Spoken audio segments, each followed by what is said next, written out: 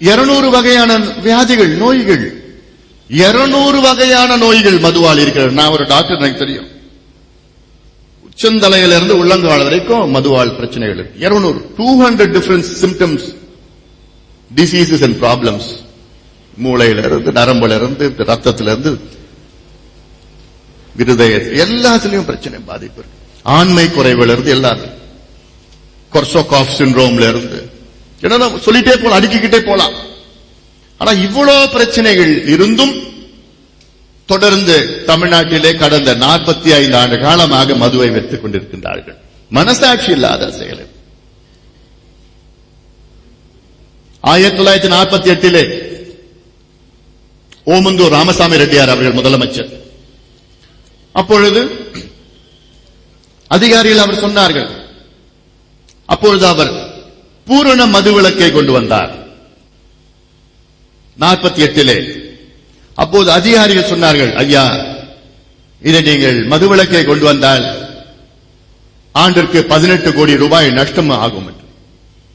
அது சொன்னார். அவர் யோசிக்கவே சொன்னார், 18 கோடி கிடையாது, 100 கோடி நஷ்டம் இருந்தாலும் நான் மது கொண்டு வர மாட்டேன், மக்கள் தான் எனக்கு முக்கியம் என்று ஓமந்தூர் ராமசாமி ரெட்டியார் அவர்கள் அன்று மதுவிலக்கை கொண்டு வந்தவர். பிறகு வந்தவர்கள் எல்லாம் அதை கடைபிடித்தார்கள்.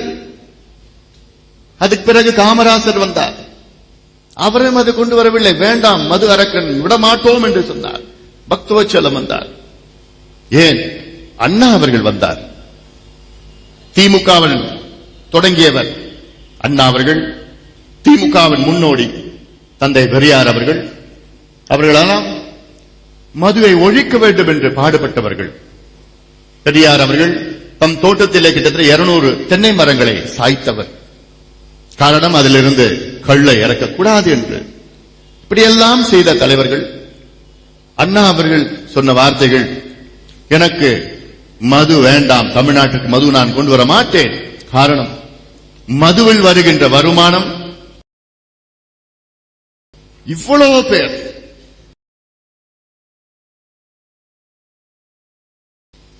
சொல்லியும்.